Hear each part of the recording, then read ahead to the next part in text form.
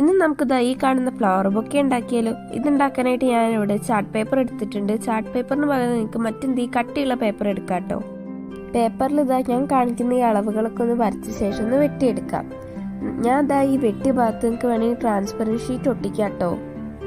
Chart paper എടുക്കാന്ന് വെച്ചത് ഉണ്ടാക്കുമ്പോൾ 2-3 ഷീറ്റ് ഒരുമിച്ച് വെച്ച് ഉണ്ടാക്കാണ് നല്ല കേട്ടോ.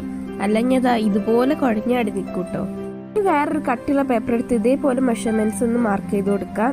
എന്നിട്ട് വെട്ടിയെടുത്ത ശേഷം ഒരു ബ്രൗണോ ഗ്രീനോ കളർ ഉപയോഗിച്ച് കളർ ചെയ്ത ശേഷം ഷെയ്ഡ് ഉപയോഗിച്ച് അടുത്തടുത്തായിട്ട് കുറച്ച് ലൈൻസ് വരഞ്ഞു കൊടുക്കാം. എന്നിട്ട് നമുക്ക് ഇഷ്ടപ്പെട്ട കുറച്ച് ഫ്ലവേഴ്സ് കട്ട് ചെയ്തെടുക്കാം. പിന്നെ ഒരു ക്യൂട്ട് സ്റ്റിക്കറും കട്ട് ചെയ്തെടുത്തിട്ടുണ്ട്. പിന്നെ നമ്മൾ ഒരു ബ്രൗൺ കളർ കടിച്ചൊരു ഷീറ്റ് ഉണ്ടല്ലോ, ആ ഷീറ്റ് ഇതാ ഞാൻ കാണിക്കുന്ന പോലെ ഒന്ന് മടക്കി കൊടുക്കാം. എന്നിട്ട് പച്ച വെച്ച് ഒട്ടിച്ചു കൊടുക്കാം. ഞാൻ ഫോട്ടോയിൽ കാണിച്ച ബൊക്കേന്റെ അതേ ലുക്കൊന്നും ആയില്ല കേട്ടോ. ഈ ബൊക്കെ നമ്മളെ ഫോട്ടോയിൽ കാണിക്കുന്ന ബൊക്കേന്റെ ഏതെങ്കിലും ഒരു കുടുംബത്തിൽ ഒരാളായിട്ടേ വരുള്ളൂ.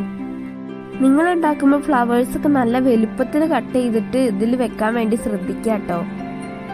ഇനി നമുക്ക് ഫ്ലവേഴ്സ് ഒക്കെ ഇതാ ഇതുപോലെ കട്ട് ചെയ്ത ഭാഗത്ത് വെച്ച് കൊടുക്കാം.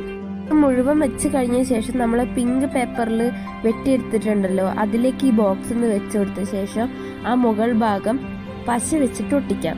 എന്നിട്ടൊരു ബോ കൂടെ വെച്ച് കൊടുത്താൽ നമ്മുടെ ഫ്ലവർ ബൊക്കെ തയ്യാറായിട്ടുണ്ട്.